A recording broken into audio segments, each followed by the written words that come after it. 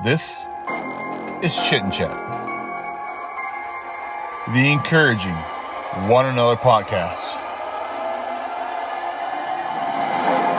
Interviewing musicians, comedians, sports personalities, and many, many other individuals all over the world, sharing their story of encouragement, inspiration, what they've been through, what they've gone through, as well as amazing musicians from all over the world. Kick back and relax. For some amazing people you probably have never heard of and their story. Each of us have a story of hope, of courageousness, of inspiration. This is Chit Chat, the encouraging one-on-one podcast. It's always about encouraging others.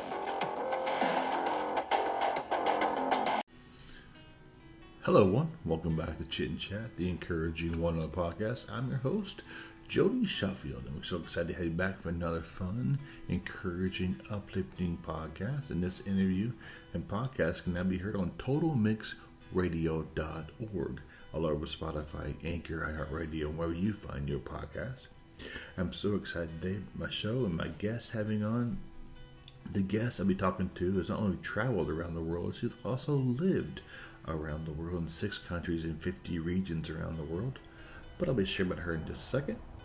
Our music today is by Steve Almond and Ennio Neo, Roosevelt Dime. Claire Cunningham, I'm really enjoying her music, her song Angel of the Emerald Isle. And Raymond Hayden and Savannah Taylor, their song Gods of War. At the end of the podcast, I'll be sharing with you how to follow them and their websites and enjoying their music. But back to my guest. I'm honored to be speaking with a corporate consultant today. Keynote speaker and author are just a few of her titles. The backbone of her experience, service as an undercover intelligence officer for the CIA. That's right, the Central Intelligence Agency. And for over 10 years, she brought a fresh, unique perspective for risk assessment strategies. She's also written a book called Breaking Cover, My Secret Life in the CIA and what it taught me about what's worth fighting for. Well, ladies and gentlemen, welcome to the Chit and Chat Encouraging One-on-One podcast, Michelle Rigby Assad.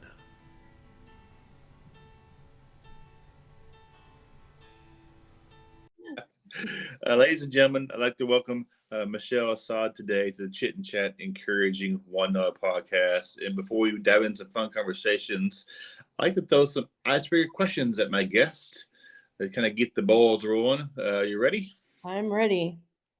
If you were to create a slogan for life, what would your slogan be and why? Ooh, okay. I love that. Uh, grab a hold of faith to push past your fear. Nice. Is there a reason behind that? Yeah, I think it's because it's one of the things that I have struggled with the most in my life is a sense of fear of trying new things. And this goes back to even my childhood. And somehow yet I had enough faith that that I was willing to push past that fear. And I realized that if I didn't have that faith, I probably never would have done anything meaningful in my life. Anything that I've done that I feel gives me a sense of joy or purpose is because I got out of my comfort zone. I could push past that fear, and I just leaned on the faith every time I thought, I don't know if I can do this. Sometimes fear holds so many people back from challenges and from new adventures in life. So that's very powerful. Fear is an overwhelming emotion, and it's crazy the amount of fear that we walk through in life, and you think, my goodness, we were really wedded to this fear thing, and so it takes, I think, really be like strategically pushing yourself forward in spite of that. Question number 2, what subject do you wish was taught in school? Ooh. I think I wish that the subject of, and this is going to sound very strange, but how to plan your finances, how Oh to budget and how to get through life. And I know my mom's and dad's generation, they did learn stuff like that. And now today, I think most folks don't know how to manage their life on a very, very basic level. exactly. Yeah, we had a finance class. I graduated in '89. We had a finance class. We had to run a little business for a little semester, and so yeah, it was very. It'd be nice to keep more of that going, especially in today's society. Agreed. Yes. Number three, what song would be your anthem in life? Yeah, you have a song that kind of it resonates in your head a lot. Oh my goodness. What song would be my anthem? Um, I have to think about that one. I love music, and music in general lifts my spirits when I'm feeling down or frustrated. And so I always turn to music, but I love all kinds. Okay. Yeah, everything from praise music, like Christian praise music, to a good rock song. I love it. Number four, who do you love? Who do you look up to most in life, and why? Hmm. Um, I look up to Jesus Christ because he is, in my opinion, um, the most important demonstration of how to live one's life. And Mm-hmm. he was such a, oh my gosh, counterculture, turn everything upside down. And so for me, Jesus has made the biggest impact and influence in my life, without a doubt. Okay. And all your travels all over the world you've done, is there a country, a place that you said, yes, I would love to live here? And what place would that be, and why? Yeah, that's a good question because I've traveled so much. I've seen so much of the world. Um, I've lived in 6 countries in the Middle East. I've traveled to about 42, 43 others. And so I have this real wanderlust. So I tend to want to travel to new places instead of going back to other places, except for Italy. Oh, Italy, I can go back to over and over and over again. And my husband and I always say, gosh, we should like rent rent a home or a townhouse or an apartment and stay here for, several months and learn and live in Italy. So yeah, that's my answer. my wife's part Irish and Italian, and she'd probably love to go on a little trip over there as well. Ah, I'm so excited today to have you on. And kind of, I came across your book, and I could be here a half hour or 3 hours. I just love your story, what you've done. Um, thank you. and I came across your book, My Secret Life in the CAA, and it's just kind of drew me into your story. But can you share a little bit about yourself, a little bio about yourself? Sure. So I'm from a very small town in Central Florida. Really simple background, a loving family, but I just didn't know a whole lot about the world. Except for I read a lot of National Geographic magazine, and that really whet my appetite to travel and get outside of my little tiny small town world. And so my first overseas trip was right after I graduated high school, and I went to Egypt to volunteer for a month. And that Egypt trip um, changed my life and set me on a course that at that time I didn't know how very much it was changing my life. But one step after the next, I just kept getting abroad. I kept studying abroad. I kept doing mission trips. Went back to Egypt for a semester in college. Um, and then ended up getting a master's degree at Georgetown in Arab Studies. And that was right before 9/11. And then that eventually led me into the CIA, which I entered right as 9/11 was occurring. So it was a very interesting time to enter service as a person who really understood the Middle East pretty well. That kicked off 10 years of working for the US government as a counterterrorism official, mostly in the Middle East. Since then, my husband and I have spent the last 11 years running our own boutique security consulting firm. And I absolutely love also speaking, doing keynote presentations, and inspiring other people with what I've learned. When you applied for the CIA, did you have any inkling you would get a position working for them? Oh no, definitely not. Oh no, I did not. I put that resume in, but I also put that resume in every single box because it was physical resumes back then, in the career center. And so I was really surprised when I got a call back from the CIA. Like, I couldn't believe that I was CIA material, but I thought, well, just go with it and see what happens. What was that? What was that phone call like? Were you like, "Is this a joke?" Yeah, well, you're thinking in your head, right? Is this one of my friends being funny? Um, that first phone call, they basically said, we have your resume and we're so interested in the fact that you've traveled so much. You've been all around the Middle East. You're studying the Middle East right now. And that's of great interest to us. And I was like, wow, cool. Can you share about the process of being hired and kind of the highs and lows? Was it a little confusing? You're like, what do I even begin?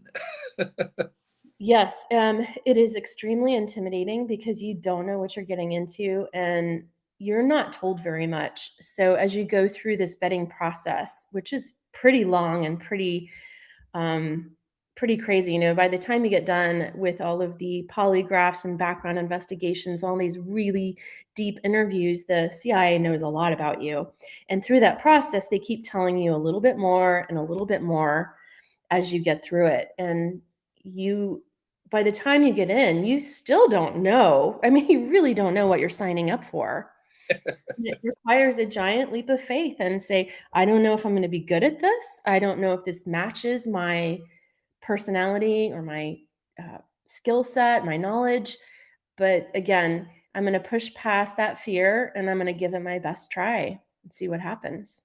Very similar when I joined the Navy. I was a radioman, and I had to go kind of a background check and all that stuff. You're like, uh, and I'm pretty sure, I say that straight and narrow, and it was a good kid. And I'm like, what if that one person says I was an idiot?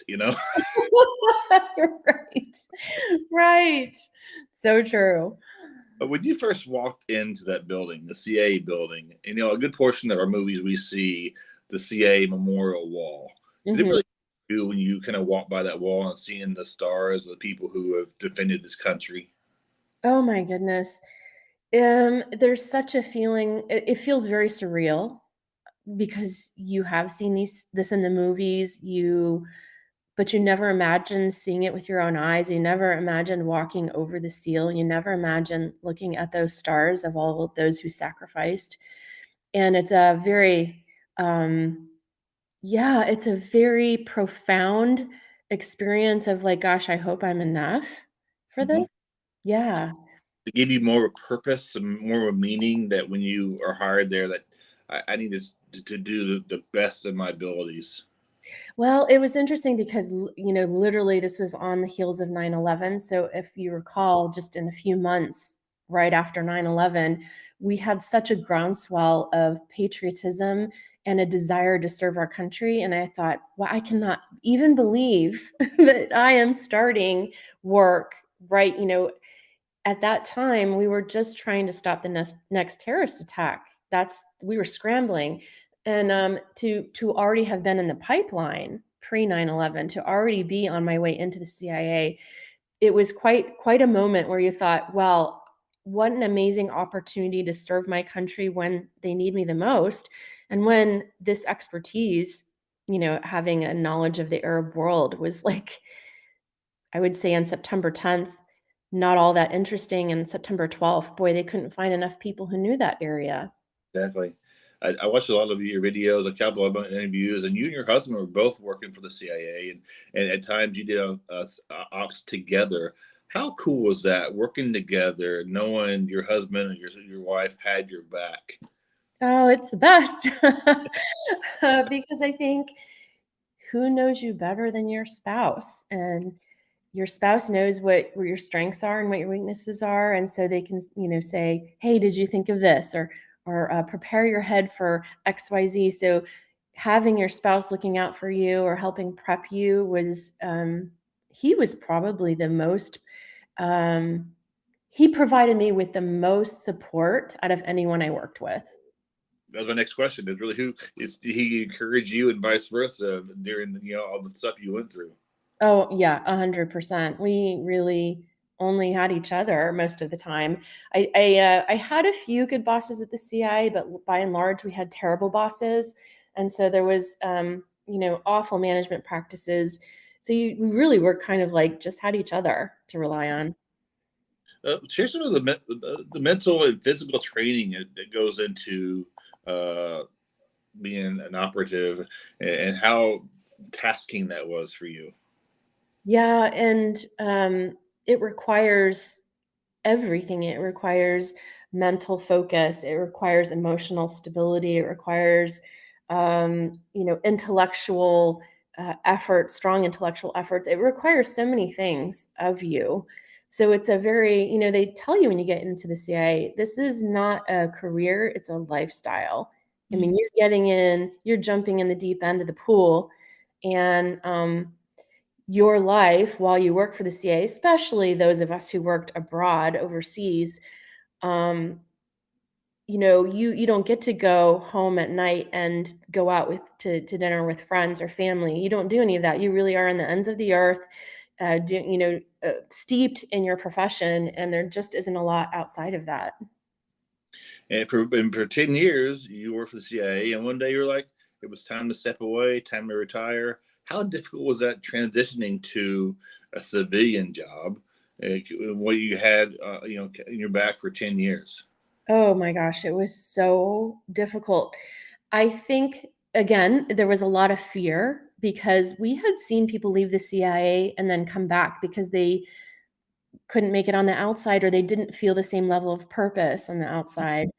The CIA is a very strange little bubble that you live in, and you're like, what will I do when I leave this bubble? Um, it's overwhelming and confusing.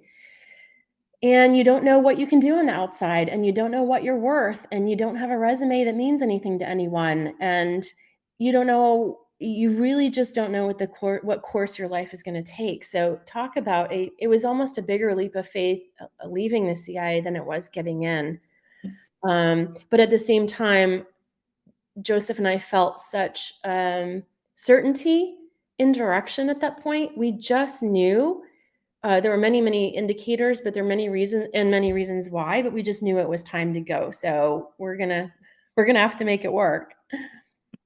You look back at all the places you traveled, going, that was really cool. 50 countries, 50 regions around the world, and how cool was that to look back on, going, wow, that was pretty cool. Yeah, even today, we'll talk. We'll say, "Wow, I can't believe we did A, B, and C." Like, and I can't believe we went to that country, and I can't believe we did that thing.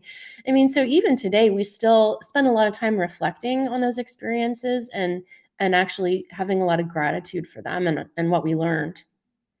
And you did an online course called How to Spot a Liar, Destruct Their Claims, and the Ultimate Guide to Vetting People and Information. Can you share a little bit about that? Oh, sure. So I think one of the things that I learned in the CIA, the things that I really took away with me is how to figure out whether someone is lying to me and whether information is good or not. Because that really was my job in the agency, to manage the collection and vetting of intelligence. Um, and so it turns out, and I didn't know this when I first got into the agency, it took me years to actually figure it out, that I had a facility for reading body language, and I had a facility for kind of cutting through a lot of the baloney that you're fed.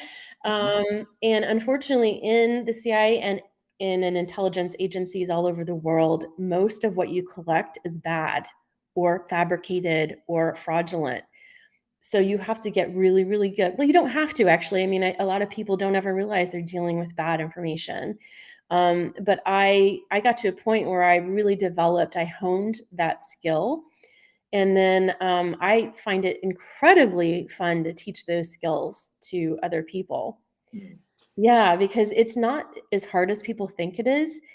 And again, this shocks people. The biggest part of figuring out whether someone's lying is just being open to that possibility. Mhm. Can you share about your book, Breaking Cover, and how long did it take you to write this book? Oh boy. It took me 7 years Oh, to get wow. Breaking Cover written and published.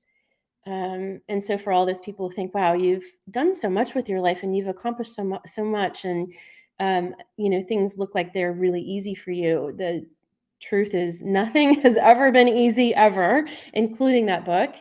But when it's meant to be, it will happen. And so that book is just an incredible, I'm so grateful. It has encouraged and inspired so many people till this day. It's been 5 years it's been out. I get messages all the time from people who said, you have inspired me to change my life, like to do something different. So it's a memoir that uses all of these crazy experiences in my life and the CIA and post CIA experience to encourage people to really not let fear dictate your choices, but to lean into that faith element to do things that are really um, push you to the very edge, but that are super, super meaningful. I think I saw some of the inserts for it. And some of the questions you asked yourself is, well, can I really do this job? Did you feel you could? Not at first. No, I'm like, I have no idea what I'm doing. Um, they say fake it till you make it. And that's actually a big part of it in the beginning. It really wasn't until years into my CIA career that I finally realized, oh, wow, I'm really good at this. Mm. But it took me, again, a long time to hone those skills and to make that realization.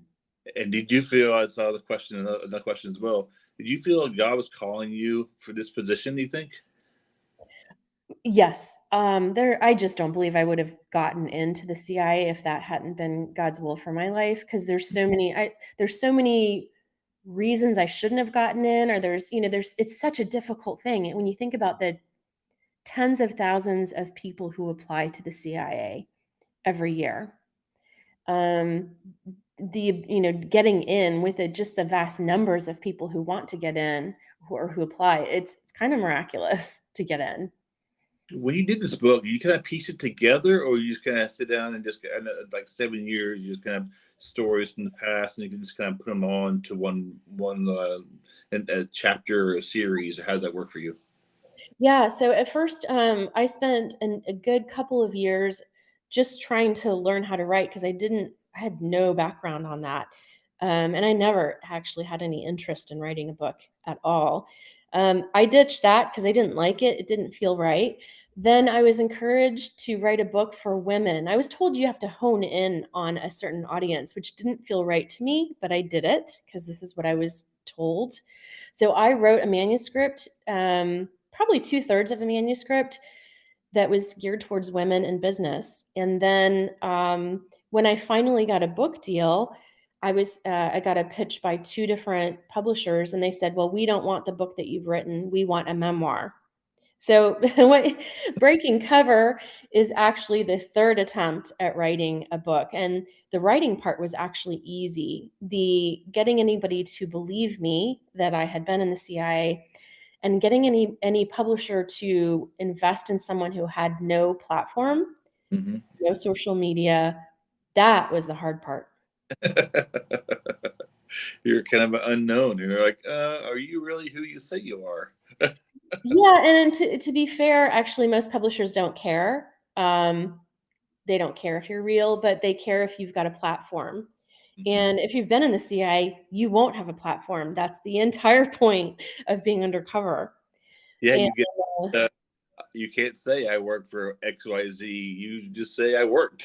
yeah, so the world, when we were in the CIA, the world changed so fundamentally. Like we were in the CIA right on around 9/11. And if you think about that next 10 years, the world went totally digital and social media exploded, and we didn't.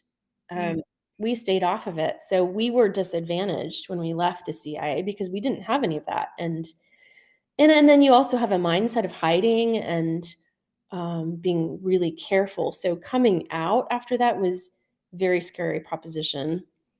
And now you're a keynote speaker. What's that like? Speaking in an audience and kind of sharing your experiences and then some training as well. I love it. It's the best. Um, I feel one of my strengths is as a communicator, and I'm one of those weird people that doesn't mind being on a stage and communicating, in front of individuals. And so, yeah, I love it because what I can see as a result is that I am giving people something that they needed, and that really fills me up. That gives me such a sense of accomplishment.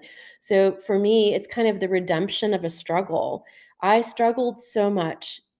I went through so much difficulty and so much pain and so many challenges, and then to then flip them and redeem them and do something really good for other people is that's like the coolest thing ever. How can people get a copy of your book? Is it on Amazon or other Yes, places?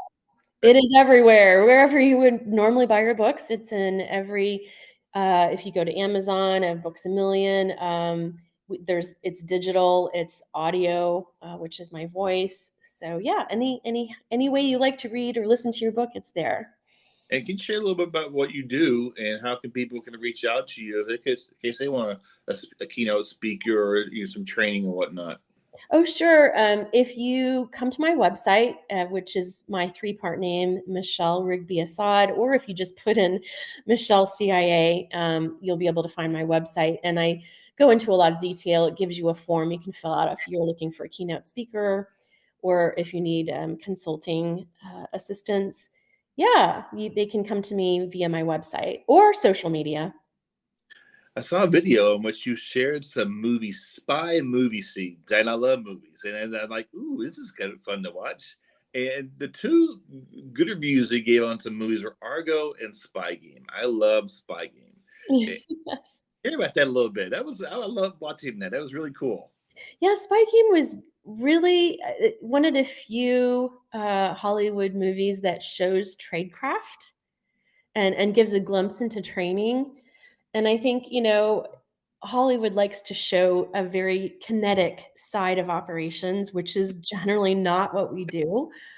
The it's I'm always fascinated to see it reflected well in movies, the psychology of espionage. um, you don't get physical. You're not kicking or punching or hitting or shooting anyone. It's actually a mind game. And when movies can plug into that, that's, like that movie, that's what I love. I love to see that because that's real. Argo is based on a true story from I can't remember probably 70s, I guess. 1979, 80. Yep. And that's a good storyline as well. But I just love watching you kind of you rate up 1 to 10. This scene isn't real reliable. This is a good scene. I love movies, so it was great. Yes, I think people are fascinated by this career, and I totally get the fascination. It's what you don't know that's so much. So you tend to have these ideas, these flights of fancy of what really happens, and it's we do some really cool stuff that most of that stuff we can't talk about. So in breaking cover, though, I really was amazed by what the agency cleared and what they allow me to talk about, because I wasn't interested in spilling secrets or putting anybody's life on the line. So I just had to choose stories from my experience that I thought were deeply interesting but clearable. And all my readers are quite amazed by how much the agency does let you say. How long was your did it take a while for your book to kind of get vetted through your the CIA and kind of yes, that's what this works. No, this doesn't work. It took a while, and the reason why it did was it went through the vetting process right during the 2016 presidential election. So apparently, there were a lot of former CIA people getting things cleared at that time, and I just got, it was like behind a very long line. Otherwise, the book was written to be very easily clearable, and the agency really hardly had to redact anything from the book. So I try to make it easy on them. My podcast is all about sharing encouragement, and I truly believe everyone has a story, and your story is just simply incredible. You shared the word fear earlier and overcoming your fear. Any other words that you'd like to share with my listeners? Perhaps it may help their career and something they've learned from yourself as you what to teach others about moving forward and avoiding fear, I guess. Yeah, so there's big fears and little fears. And what I realized is in order to push back that kind of like daily getting stuck is to actually make decisions. I know that sounds really basic, but for me, if I don't make a decision to move forward, I don't. And so every morning I say, okay, what's holding me back? Like where am I stuck today? Or what fear, what's in my head floating around? And then what can I do to push through that like today? So I look at little ways and big ways of doing that. And I find just having that conversation with myself to be extremely effective in pushing me out of my comfort zone. Gotcha. Well, I'm honored to have you on today. Thank you so much for the time, and just wish you and your husband the best in everything you do. And thank you for this opportunity to talk with you today. Thanks so much, Jody. I really appreciate your kind words, and thanks for the opportunity to reach your audience. Thank you very much. Have a great day. All right, you too. Bye. Okay. This is Annie O'Neill and Steve Almond, Roosevelt Dime.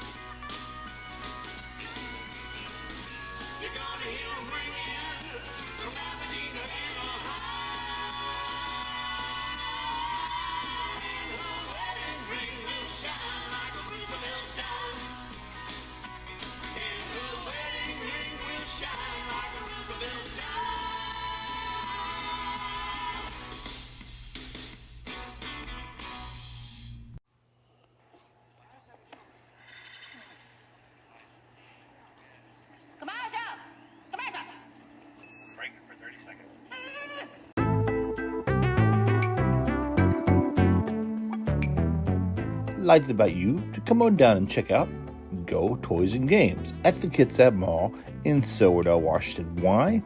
We have Hot Wheels, Funkos, puzzles, Barbies, Rubik's Cube, Monopoly, Clue, you name it, we got it. It's a fun store, it really is. There's so much stuff, old school, classic games, Labyrinth, and chess and checkers. Come on down to the Chit Chat Mall in Silverdale and check out go games and toys. See you soon.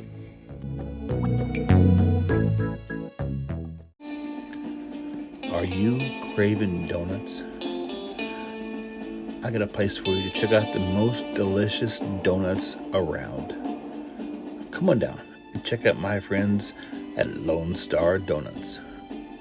They're a locally owned and operated business here in Kitsap County, and now they open their third location. They already had locations in Silverdale, Washington, Port Orchard, Washington, and now in Poulsbo, Washington, with over 50 kinds of donuts. I kid you not, 50 kinds of donuts.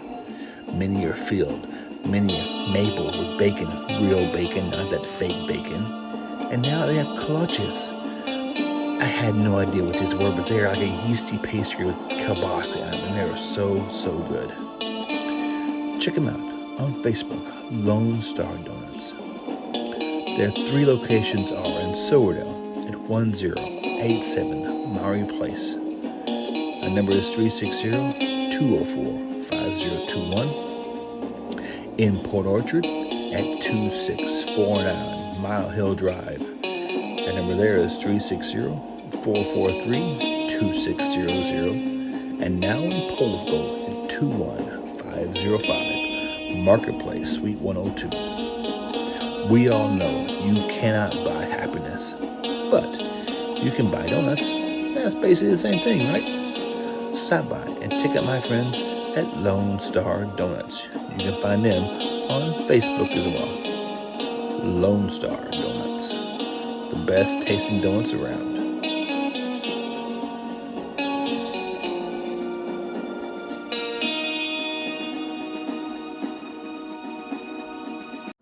This next song is by Claire Cunningham. I just love her music. I'm excited to get her on the podcast in the near future. But this is called Angel of the Emerald Isle. The streets of Ireland hold many a tale, and I'm going to tell you just the one. So close your eyes, listen within, and you just might believe when I'm done. The fog was rolling on the eve of December 24, and an angel, wings white as snow, would appear, leaving gifts for the poor. And they called her, and they called her Angel of the Emerald Isle. Oh, they called her, yes, they called her Angel of the Emerald Isle. On each doorstep lay heavenly things, sweet treasure to have and to hold. Beneath the clothing lay hope and joy, with pots full of silver and gold. And they called her, and they called her Angel of the Emerald Isle. Oh, they called her, yes, they called her Angel of the Emerald Isle. 'Twas the night, the fog rolled in so doubly dark. I felt her wing brush softly across my Irish heart. And they called her, and they called her Angel of the Emerald Isle.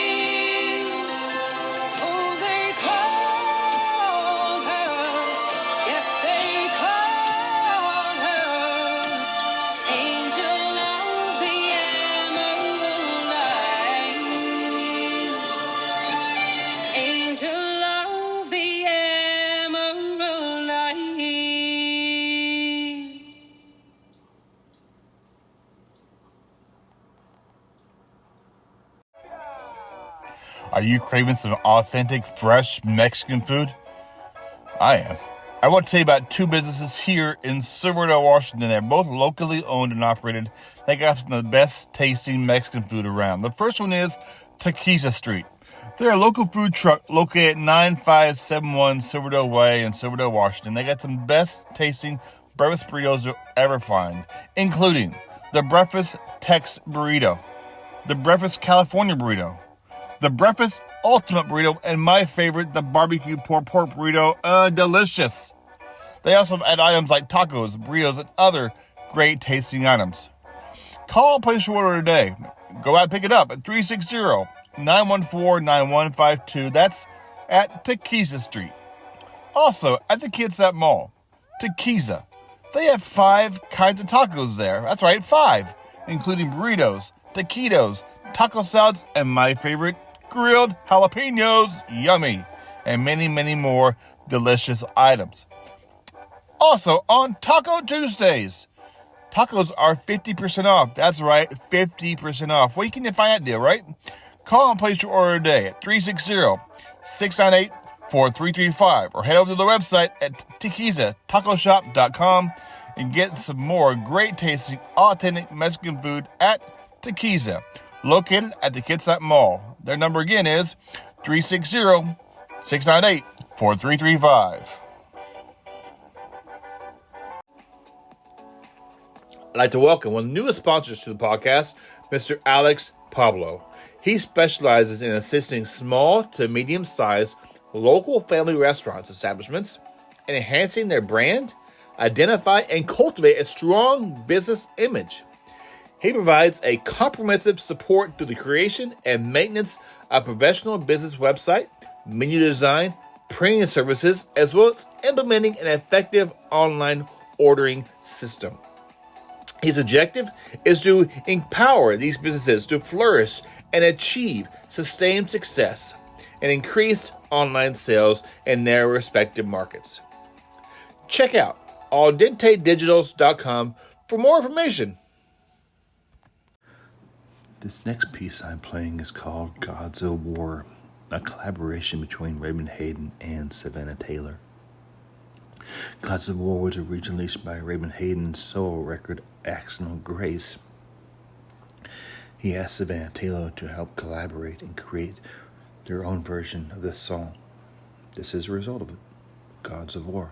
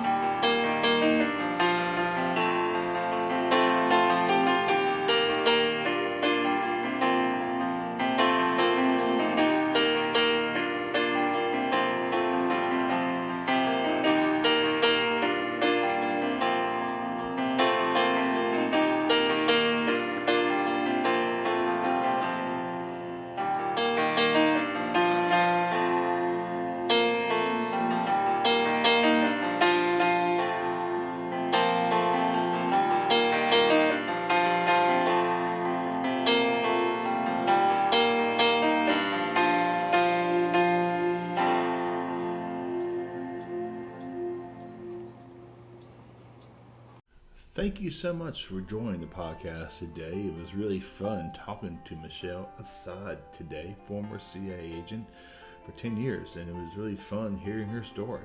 And check out her book.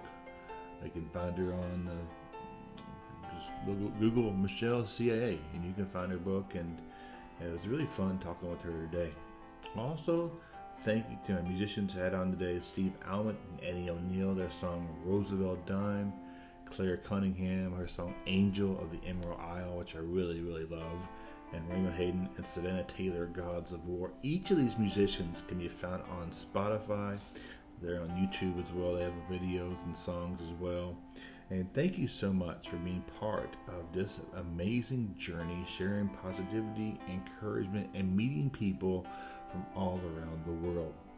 I am Jody Sheffield, host of Chit Chat, the encouraging one-on podcast. Please subscribe and follow to the podcast, and you can hear this podcast now on totalmixradio.org every Fridays at 3 p.m. Eastern, 12 noon Pacific, and wherever around the world. So, thank you again. Have a great day, and see you next week here on Chit Chat, the encouraging one-on podcast that's always about encouraging others.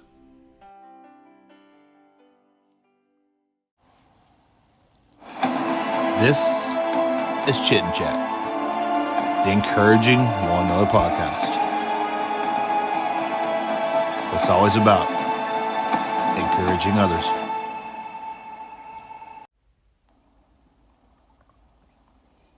In case I don't see ya, good afternoon, good evening, and good night.